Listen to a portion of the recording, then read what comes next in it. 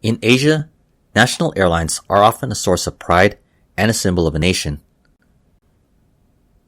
A perfect example of this, despite the problems and challenges it has faced over the last decade, is in Malaysia with Malaysia Airlines. On this channel, I have previously done videos on Malaysia Airlines, covering its recent highs and lows, though it's an airline I have been looking to fly with for a while. So recently, I finally got the chance to fly with Malaysia Airlines on a recent trip between Manila and Kuala Lumpur. And with that, this will be the latest edition of Travels with Flights in Asia.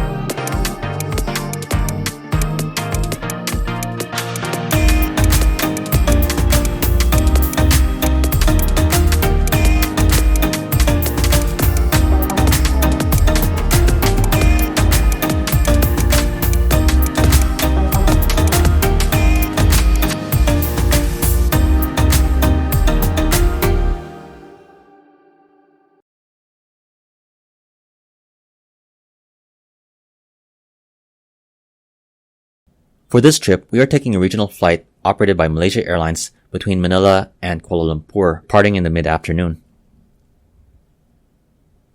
From Manila, Malaysia Airlines operates its flights at Terminal 1. Upon arrival at the airport, check-in was still ongoing for another earlier Malaysia Airlines flight, so I had to wait a bit for the flight check-in to open. After checking in and completing the immigration and security checks, I then proceeded to the pre-departure area, which does offer good views of the airside, where while it's an old terminal, it does offer good views of the aircraft parked at the gates, along with airplanes taking off and landing on the runway. If you're not into plane spotting, there is also some good views of the city from Terminal 1. Among the aircraft that was parked on the gates was what I thought was going to be our aircraft for our flight, a Malaysia Airlines 737-800 featuring the Negaruku livery, which is one of my favorites as it does feature the elements of the Malaysian flag on the aircraft. However, we would have a gate change, though another 737-800 with the same livery would arrive, and that would be our aircraft for our flight. Then it became time to board the aircraft, and the process was actually efficient. And as we got closer to the aircraft, some of my fellow passengers did take the time to stop and just take photos of the aircraft. As I stepped into the 737-800 for our flight, it featured the newest interiors for its 737s. Luckily seating around 160 passengers with a two-class configuration, I couldn't help to notice the subtle designs that were featured on the seats. On Malaysia Airlines' recent refurbished 737-800s, USB outlets are on the left side of the seat, while above the tray table there is a device holder for your tablet or a mobile device, which I think is a smart design move, and you'll see why later on. In the seat pockets, you'll find the Malaysia Airlines 737-800 safety card, an air sickness bag, and an in-flight magazine, something that other airlines have been phasing out of in recent years. On the right side of the seat, there is a sticker showing the instructions on how to connect to the Wi-Fi entertainment system, which I'll be discussing more later. Meanwhile, outside the aircraft and looking towards the wings, you'll see Malaysia Airlines' signature logo also on the winglets. After waiting for the ground controllers to clear the aircraft for departure from the gate, we made our way for the runway for takeoff, which we did take off a bit late, but it wasn't much of a significant delay. I'll take a break here for you to watch the takeoff before I turn to the southwest, going down to Kuala Lumpur.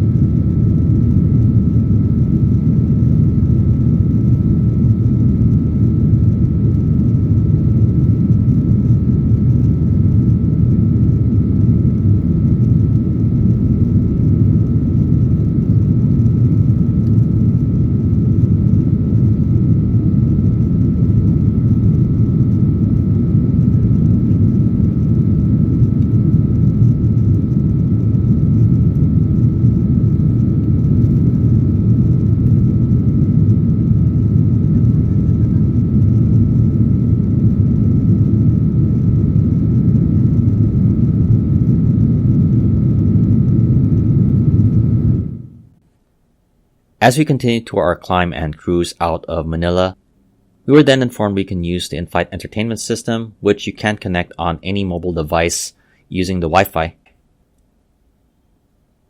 Once logged in, you can access Malaysia Airlines MH Studio, which does feature streaming content, TV shows, songs, podcasts, and movies on your iPad or mobile phone.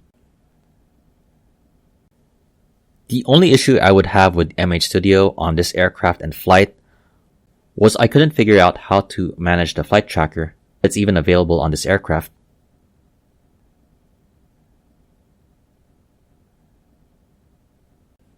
No earphones are provided on the aircraft, so it's advisable if you are flying with Malaysia Airlines on these flights, it's best to bring earphones that you are comfortable using. Soon the meal service would start, which of either the chicken or the beef selection, I chose for the chicken biryani.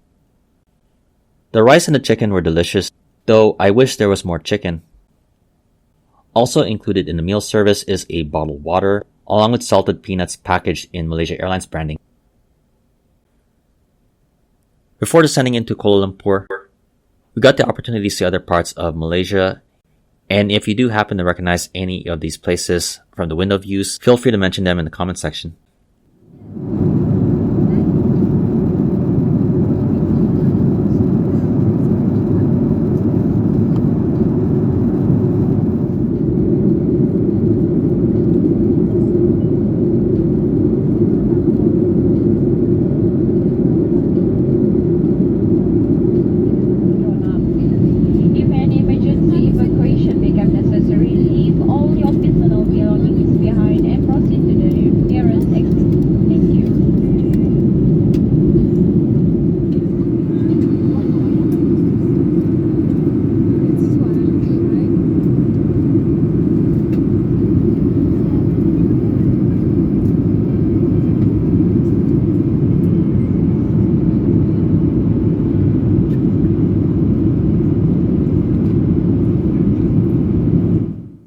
This was my first trip to Malaysia and Kuala Lumpur, so I didn't realize there was a mix of jungle and also parts of the approach that took us over parts of the city.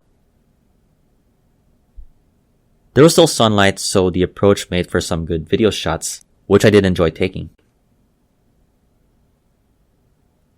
As we made our final approach into Kuala Lumpur International Airport, I was pleasantly surprised with Malaysia Airlines and this flight experience.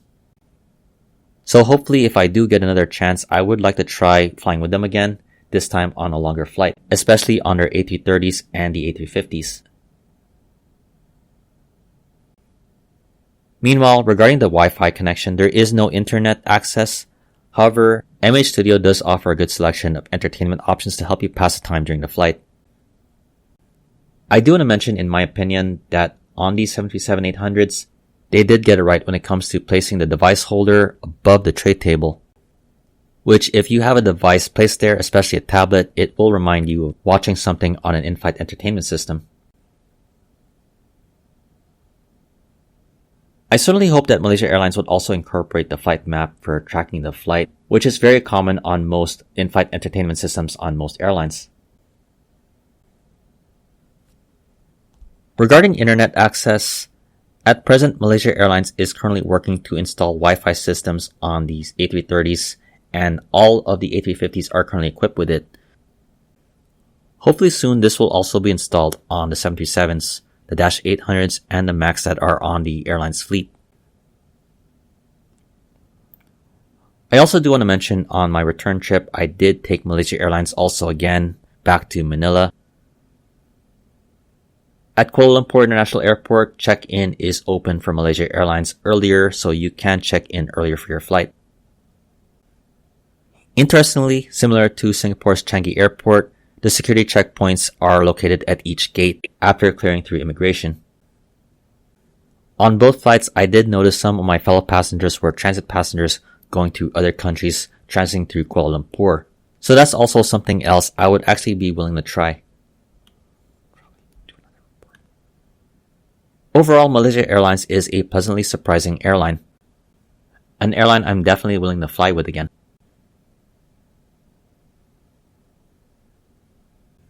I definitely hope you enjoyed this flight report. If you have ever experienced flying with Malaysia Airlines, Feel free to also share your experiences in the comments section. In the meantime, this has been Flights in Asia, highlighting the news and updates from the aviation and travel scene in the Asia Pacific. Thank you for watching and have a great day.